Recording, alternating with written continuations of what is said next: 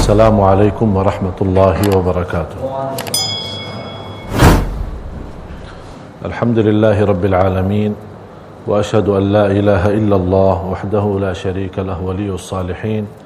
Wa ashhadu anna sayyidana wa nabiyyana Muhammadan abdullahi wa rasuluhu as-sadiqul amin. Allahumma salli wa sallim wa barik ala sayyidina Muhammadin wa ala alihi wa sahbihi wa man tabi'ahum bi ihsanin ila yaumiddin. Subhanaka la ilma lana illa ma 'allamtana innaka antal alimul hakim.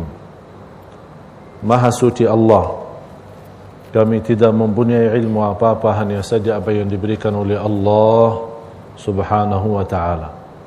Semoga senantiasa kita menjadi orang-orang yang bertakwa, yang diridai Allah Subhanahu wa ta'ala, dan majlis kita ini diberkahi Allah dan menjadi majlis yang bermanfaat bagi kita semua, dunia maupun akhirat. Amin ya rabbal alamin. Salah satu kemuliaan untuk kita semua boleh jadi orang-orang yang ikut majlis ilmu, yang di masa ini banyak umat Islam yang menjauhkan diri dari majlis ilmu, padahal majlis ilmu menjaminkan kita selamat dunia akhirat, lebih mengenal Allah, lebih mengetahui hak Allah, hak Rasulnya sallallahu alaihi wa alihi wasallam. Majlis ilmu harus kita kembali bangkitkan majlis ilmu di masjid-masjid, di surau-surau, di rumah-rumah, di mana saja ada kesempatan, karena itu yang dinamakan oleh Rasulullah SAW Raudhatun min Riyadil Jannah, taman dari taman surga. Rasulullah sallallahu alaihi wasallam bersabda, "Idza ra'aitum riyadal jannati farta'u." Qalu ya Rasulullah wa ma riyadul jannah? Qala hilaqul dzikri wa hilaqul ilm. Rasulullah sallallahu alaihi wasallam bersabda dan menyampaikan kepada sahabat, kalau sahabatku berjumpa dengan taman surga, mampirlah, duduklah di situ. Sahabat bertanya, ya Rasulullah, apa itu Raudhatul Jannah? Apa itu taman-taman surga? Rasulullah bersabda, hilaqul ilmi wa dzikr, majlis ilmu dan majlis zikir. Dan ulama menjelaskan ada surga Allah di dunia. Barang siapa yang masuk surga Allah di dunia, pasti masuk surga Allah di akhirat. Apa itu surga Allah di dunia? Ini macam ilmu, majlis seperti ini. Yang mengagungkan lagi majlis ini menjadi mulia di sisi Allah Subhanahu wa ta'ala, karena kita mempelajari dan membahas tentang orang yang termulia, orang yang paling agung, orang yang dicintai Allah, itu adalah Sayyidina Muhammad sallallahu alaihi wasallam. Berapapun habis waktu untuk mempelajari sejarah dan sirah Nabi Muhammad sallallahu alaihi wasallam, tidak sia-sia, tidak mubazir. Habiskan umur kita semua untuk mempelajari sirah beliau. Dan malu kita kalau menjadi orang-orang yang tidak mengetahui sirah beliau. Ikut maulid, tapi nama beliau saja tidak tahu. Nama beliau saja tidak tahu. Akhlaknya beliau, mu'jizat-mu'jizat, cerita-cerita, dan yang lain-lain banyak yang kita perlu belajari. Menjadi sebuah bukti kita masih cinta Rasulullah sallallahu alaihi wasallam. Karena orang yang mencinta Rasul bukan hanya sebuah ucapan atau sebuah kata. Yang terbukti kita cinta Rasul adalah amal kita, amal salih kita. Jangan kita orang-orang yang istiqamah ikuti maulid, tapi kalau dia di rumah tangga bersama istrinya, na'udzubillah, akhlaknya buruk, akhlaknya tidak sopan. Rasulullah sallallahu alaihi wasallam bersabda di hadis yang sahih, khairun nasi khairukum li ahli, sebaik-baik manusia yang terbaik sama keluarganya, terutama istri. Wa ana khairukum li ahli, dan kata Rasulullah, dan aku yang terbaik terhadap istri. Baik akhlaknya sallallahu alaihi wasallam. Jadi manfaatnya kita belajar sirah dan sejarah Nabi kita agar bertambah kita mencintai beliau, menjadi contoh baik bagi kita, agar kita kembali menjadi orang-orang bukan hanya mencintai Rasulullah SAW, insya-Allah mendapatkan syafaat beliau di hari kemudian. Jamaah sekalian, sallu ala Rasulillah. Kelahiran Nabi Muhammad sallallahu alaihi wasallam sebuah peristiwa yang cukup dahsyat. Apakah kelahiran manusia dahsyat? Kelahiran manusia dahsyat? Tidak, biasa saja. Kita semua lahir juga. Tapi ini beda sama yang beda. Beda sama yang lain sallallahu alaihi wasallam. Rasulullah sallallahu alaihi wasallam diceritakan sama ibunya Siti Aminah. Selama dia hamil membawa beliau sallallahu alaihi wasallam tidak merasakan apa-apa. Tidak merasa lelah, tidak merasa sakit, tidak merasa keberatan sebagaimana ibu-ibu yang merasa saat dia hamil.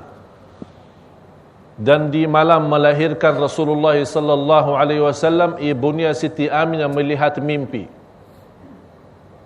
Ada yang memberitahu akan dilahirkan orang-orang yang amat mulia. Begitu dia dilahirkan, bacalah wahai ibunya, u'idhuhu bil wahidis samad. Di riwayat lain, u'idhuhu billahil ahadis samad min kulli syarri hasid. Aku melindungkan Allah, atau berlindungkan orang itu kepada Allah subhanahu wa ta'ala yang Maha Esa dari segala keburukan, dari segala hasud. Ini sebuah doa untuk kita terapkan saat kita punya anak hari kelahirannya, untuk meminta perlindungan kepada Allah subhanahu wa ta'ala agar anak kita tetap selamat dan jauh dari hal-hal buruk atau jauh dari godaan syaitan dan jin manusia. Jamaah sekalian yang dimuliakan Allah subhanahu wa ta'ala, kata Siti Aminah, sekarang kita kembali, biar Siti Aminah saja ibunya Rasul menceritakan apa yang terjadi. Siti Aminah menceritakan saat kelahiran Rasulullah sallallahu alaihi wasallam keluar cahaya yang amat besar. Sambil dari cahaya itu membentukkan gambar. Terlihat dalam isi gambar itu kota Basra, kemudian Asyam, bagian Iraq dan bagian Syam. Itu tanda apa? Terlihat cahaya. Karena di saat itu yang menguasai dua tempat itu adalah musuh Islam. Jadi tanda cahaya saat kelahiran Rasulullah artinya Islam akan sampai ke sana. Ini kabar gembira agar ibunya juga lebih tenang saat menghadapi memiliki anak seperti ini sallallahu alaihi wasallam. Dan yang lebih dahsyat lagi, kelahiran Rasulullah sallallahu alaihi wasallam bukan seperti anak lain. Langsung beliau dilahirkan ke dunia ini dalam keadaan sujud, mengangkat kepalanya ke atas, menunjuk jarinya kepada langit. Wulida masruran makhtunan makhulan. Rasulullah sallallahu alaihi wasallam dilahirkan sudah disunat. Tidak perlu disunat. Kalau kita punya anak kan disunat. Kalau di hari yang ke-7 atau ada kebiasaan sambil sudah masuk kelas sekolah baru disunat. Padahal sunnah Rasulullah, kalau kita punya anak lelaki, kalau mau dikhitan, mau disunat di hari yang ke-7. Ini sunnah Rasul. Dan terbukti secara medis itu lebih baik. Jadi dikasih nama di hari yang ke-7, dikasih nama, bukan bulan yang ke-7, bukan tahun yang ke-7. Sudah 7 tahun atau sudah 15 tahun. Alasannya kenapa? Oh, dia masih kecil, kasihan. Tak ada yang lebih kasih sayang kepada anak kita lebih daripada Rasulullah sallallahu alaihi wasallam. Di hari yang ke-7 beri nama, disunat dan diakikah. Itu sunnah Rasulullah SAW. Ada lebihnya kalau lelaki dan perempuan boleh dicukur dia punya rambut kepala dan ditimbang di bagian emas terus jual. Dia punya berapa gram dengan harga emas, dengan harga itu kita berikan sedekahnya. Kelahiran Rasulullah sallallahu alaihi wasallam, cuba bayangkan jemaah sekalian, Rasulullah dilahirkan ke dunia dalam keadaan sujud. Sujud. Kepalanya menuju ke atas. Kemudian jarinya menuju ke atas kalimah syahadat, seolah-olah ada kalimah syahadat. Seperti ada seorang jemaah meninggal dunia, istrinya bertanya sama saya, dia begitu meninggal susah berbicara, tapi jarinya diajukan seperti tahiyat. Apa artinya? Saya bilang ini tanda dia ucapkan kalimah syahadat. Walaupun dia tidak mampu mengucapkannya dalam lidahnya, tapi dia sudah mengucapkan lewat jarinya. Karena kita saat at-tahiyat, asyhadu an la ilaha illallah. Jadi kalau ada orang meninggal dunia, menaikkan jarinya ke atas, itu tanda orang itu lagi mengucapkan kalimah syahadat. Walaupun kita tidak dengar oleh telinga sendiri. Jamaah sekalian yang dimuliakan Allah, sallu ala Rasulillah. Di saat kelahiran Rasulullah sallallahu alaihi wasallam, muncul di langit bintang yang dinamakan oleh orang Yahudi bintang, namanya bintang Ahmad. Karena ada sifat-sifat Rasul di buku At-Taurat dan Al-Injil. Dan orang Yahudi percaya akan muncul Nabi itu. Tapi mereka mengharapkan Nabi itu turunnya dan datangnya dari orang Yahudi sendiri, bukan dari Makkah. Begitu muncul bintang di langit itu, mereka melihat, itu sudah kelahiran Nabi zaman ini. Sudah datang Nabi. Di saat itu juga, di sebuah negeri, orang-orang Majusi memiliki sebuah api yang sudah dinyalakan, tidak pernah dibadamkan selama 1000 tahun. Ada sekelompok manusia yang suka menimbah api. Ngerti api? Jadi sembah api. Tidak mengenal Allah. Berapa lama bertahankan api itu tidak pernah dibadamkan, tidak pernah mati selama 1000 tahun. Dijaga terus, jangan mati. Dinyala terus, ditambah kayu, ditambah batu sampai biar nyala terus. Begitu kelahiran Nabi Muhammad sallallahu alaihi wasallam, langsung mati api itu. Allah Maha Kuasa. Termasuk kerajaan Kisra.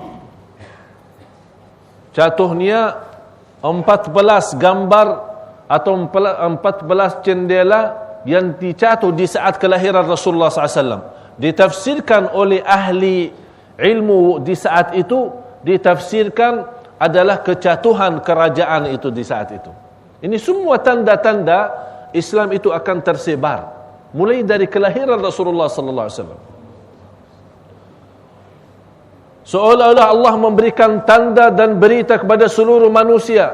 Wahai manusia, telah datang yang membawa cahaya kepada Allah. Wahai manusia, telah datang yang membawa anda selamat dunia akhirat. Wahai manusia, telah datang orang-orang yang membawa dari kegelapan kepada cahaya, dari kezaliman kepada adil, dari kebohongan kepada jujur, dari khianat kepada amanat, dari hancuran menjadi bersatuan. Itulah Muhammad sallallahu alaihi wasallam. Sangat berguna, bermanfaat, terpilih oleh Allah menjadi orang-orang bukan hanya membawa umat Islam saja, membawa seluruh manusia kepada keselamatan. Oleh karena itu, saat kelahiran beliau sallallahu alaihi wasallam, semua bersenang. Kakeknya Abdul Muttalib, pamannya Rasulullah Abu Lahab, yang kita sama-sama baca tabbat yada Abi Lahab wa tab, senang pas dia ada berita kelahiran Muhammad sallallahu alaihi wasallam. Malah Thuwaibah seorang pembantu di rumahnya Abi Lahab. Di saat Siti Aminah melahirkan, ada Thuwaibah di situ. Siti Thuwaibah ini habis kelahiran Rasulullah SAW, dia datang kepada Abu Lahab memberitahu, ini sudah Siti Aminah melahirkan. Akhirnya Abu Lahab membebaskan perempuan itu Thuwaibah menjadi orang-orang bebas. Sudah, mau kerja di mana saja silahkan.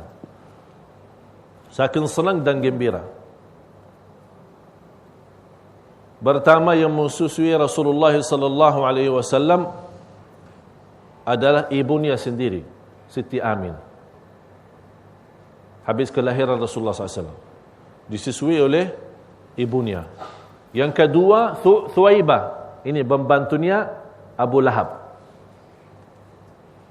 Baru datang yang namanya Siti Halimah. Jadi pertama yang mensusui Rasulullah SAW adalah ibunya sendiri. Yang kedua, Siti Thuwaibah. Thuwaibah itu adalah pembantu di rumahnya Abu Lahab. Yang ketiga baru Siti Halimah. Ada riwayat 8 orang yang pernah mensusui Rasulullah SAW. Tapi yang jelas, yang tidak ada berbeza pendapat antara ulama adalah 3 itu yang saya sebutkan. Dan kebiasaan orang Arab di saat punya anak baru dilahirkan, punya kebiasaan mereka menerimkan anak itu kepada daerah kampungan, ya, macam desa atau kampung atau daerah-daerah yang jauh dari kota. Apa hikmahnya? Karena kebiasaan mereka yang dipasarkan dan dididikkan di luar kota itu lebih berguna.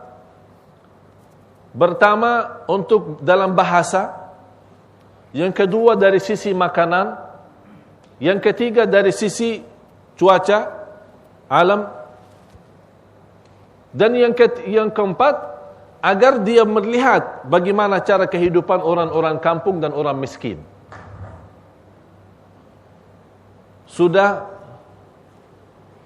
Rasulullah sallallahu alaihi wasallam saat selesai disusui oleh ibunya, kemudian Thuwaibah dibawa Ummu Aiman kepada kakeknya Rasulullah adalah Abdul Muttalib. Abdul Muttalib begitu melihat Muhammad sallallahu alaihi wasallam, beliau sangat gembira dan bahagia. Dan beliau berkata, ini anak pasti memiliki kekuasaan dan kemuliaan yang luar biasa. Karena dia melihat banyak tanda-tanda yang diberikan oleh Allah Subhanahu wa taala kepada Nabi Muhammad sallallahu alaihi wasallam. Jadi Nabi Muhammad sallallahu alaihi wasallam orang mulia sebelum jadi nabi. Sebelum terpilih menjadi rasul, sudah mendapatkan banyak kemuliaan dari Allah Subhanahu wa taala. Nanti dalam cerita kita akan mendengar bagaimana keberkahan yang dibawa oleh nabi kita Nabi Muhammad sallallahu alaihi wasallam. Dan kakeknya Rasulullah Abdul Muttalib memberikan nama Muhammad. Ditanya, kebiasaan di negeri Arab tidak mengenal yang namanya Muhammad. Abdul Muttalib, Abdullah, Abdul Izza, Abdul Ka'bah, Abdul Malik. Tapi kata nama Muhammad ini jarang ada. Orang bertanya kepada Abdul Muttalib, tujuannya apa diberikan nama Muhammad? Kata Abdul Muttalib, agar dipuji oleh seluruh manusia di bumi. Itu nama Muhammad. Huwa Muhammadun wallahu mahmudun. Huwa Muhammadun wallahu mahmudun. Artinya Allah mahmud, Allah memiliki segala sifat kesempurnaan. Segala kesempurnaan bagi Allah. Kita baca, Alhamdulillahi Rabbil Alamin, segala puji bagi Allah. Berarti hamda mahmudun Allah dan Nabi Muhammad. Terpilih dari nama dalam sisi bahasa sangat luar biasa bagus. Oleh karena itu kita lihat macam di Turki, macam di Pakistan, macam di India dan beberapa negara Islam saking senangnya mengagungkan nama Nabi Muhammad sallallahu alaihi wasallam, kalau dia mau beri nama anaknya selain nama Muhammad tetap dibawa nama Muhammad. Misal, dinamakan anaknya Ali, dipanggil Muhammad Ali. Dinamakan anaknya Ismail, Muhammad Ismail. Diberikan kepada anaknya nama Ibrahim, tetap panggilannya Muhammad, tidak boleh lepas. Mereka mengharapkan apa? Keberkahan dari nama itu. Malah seperti Imamul Ghazali, namanya luar biasa.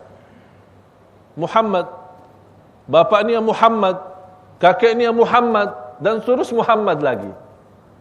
Jadi kalau ditanya Muhammad ibnu Muhammad ibnu Muhammad ibnu Muhammad Al-Ghazali, semua Muhammad, Muhammad, Muhammad.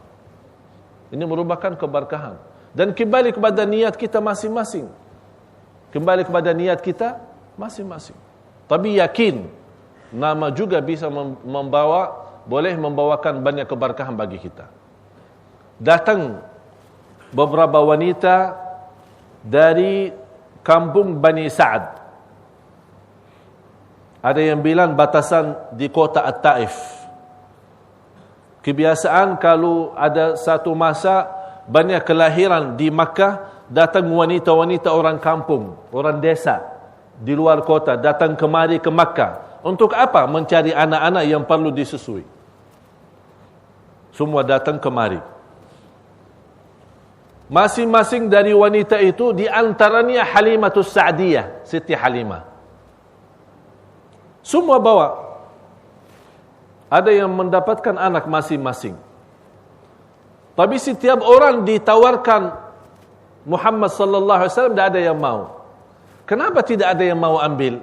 Karena anak yatim.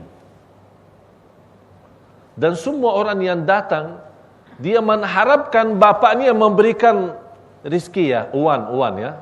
Kalau orang di masa itu, kalau saat disusui kan dapat ongkos ya, ongkos bayar berapa sekian. Tapi kalau bapaknya meninggal ya siapa yang mau bayar? Jadi tangkapan mereka yang namanya orang lelaki, itu yang membawa nafkahnya, itu yang punya uang. Tapi kalau bapaknya tidak ada, siapa yang mau bayar? Akhirnya orang malas. Oh, jalan-jalan. Siti Halimah sendiri begitu melihat kondisi Rasulullah SAW, ya tidak tahu dia ini Rasul. Dia tidak tahu ini yang akan memberikan keberkahan. Dia belum tahu. Terus dia kembali naik unta. Kalau di dalam sejarah namanya Attan. Untanya namanya Attan. Masih ingat cerita kemarin? Saya kan kebiasaan di negeri Arab dulu, setiap binatang diberi nama kan? Gajah itu namanya Mahmud. Ini juga unta yang sudah tua dinamakan Attan. Kedatangan Halimah naik unta dari kampungnya ke kota Makkah itu, bari lambat dia jalan. Sambil orang-orang yang berikutnya, kok lama-lama tak jalan-jalan? Ini kita sudah mau nyampe ini kok. Oh sabar sebentar, ini tak tahu sudah tua ini unta ini. Dah bisa, sudah boleh jalan. Sebentar, perlahan-lahan. Dan kata Siti Halimah, di masa itu termasuk salah satu musim yang paling kering. Faham paling kering? Artinya sudah lama tidak ada hujan, tidak ada hasil sawah, tanam-tanaman. Malah unta itu yang terkenal banyak susunya, sudah di masa tidak ada, susah. Kita mau makan dan minum susah. Dan beliau sendiri Siti Halimah membawa anak namanya Al-Harith. Ada anak masih kecil, masih anak bayi. Dia juga nangis terus karena tidak pernah bisa kenyang dari minum susu. Karena susu ibunya sudah kering juga, tidak boleh dapat. Karena jarang makan, miskin, susah. Terus berjalan. Akhirnya Siti Halimah berkata kepada suaminya, keadaan kita sudah seperti ini. Dan semua orang kampung saya masing-masing sudah dapat anak. Cuma tinggal satu itu, namanya Muhammad, anak yatim. Ya kita ambil saja. Pada kita pulang tak bawa siapa-siapa. Udah, mau bilang apa? Tidak ada jalan lain. Pada saya pulang, orang-orang lihat, ini tak bawa apa-apa, saya malu. Ya udah, bawa aja lah. Kata suaminya, bawa aja. Pada pulang kosong, lebih baik bawa. Terus datang bawa Nabi Muhammad. Biarkan Siti Halimah menceritakan. biarkan Siti Halimah menceritakan apa yang dia dapat sesudah membawa orang-orang yang terisi berkah yang luar biasa. Kata Siti Halimah, begitu kita menggendong anak itu, langsung minum dari susu Siti Halimah. Yang sebelumnya, kata Siti Halimah saja sendiri, saya masih belum boleh mendapatkan banyak susu untuk anak saya sendiri. Tapi begitu gendong anaknya, Masya Allah sudah terisi dia punya badan. Masya Allah. Ini barakah. Rasulullah SAW minum susunya sampai habis. Kemudian Al-Harith yang sebelumnya nangis saja, tidak mendapatkan enak tidur karena lapar terus. Begitu dia bersama Nabi Muhammad SAW, sudah bisa boleh kenyang, kemudian enak tidur. Kata Siti Halimah kepada suaminya, oh anak saya juga ikut tidur, subhanallah. Ada berita baru, tapi mereka belum tahu. Belum tahu di situ ada tangan Allah. Ada kekuasaannya Allah. Karena mereka membawa seorang yang amat mulia, Muhammad sallallahu alaihi wasallam. Apa yang terjadi selanjutnya? Dalam perjalanan mereka sambil pulang kampung, dan banyak keberkahan yang didapat oleh mereka, dan banyak rahasia-rahasia sejak kelahiran Rasulullah sallallahu alaihi wasallam dan sebelum menjadi nabi, yang insya-Allah kita akan sama-sama mendalami dan mempelajari dalam pertemuan yang akan datang. Semoga bermanfaat bagi kita semua, dan semoga insya-Allah sebagaimana kita sama-sama berkumpul di majlis ini, mudah-mudahan kita sama-sama jumpa lagi di surga Allah bersama Nabi Muhammad sallallahu alaihi wasallam. Innallaha wa malaikatahu yusalluna 'alan nabi ya ayyuhalladzina amanu sallu 'alaihi wa sallimu taslima. Allahumma salli wa sallim wa barik ala sayyidina Muhammad wa ala alihi wa sahbihi wa sallam walhamdulillahi rabbil alamin.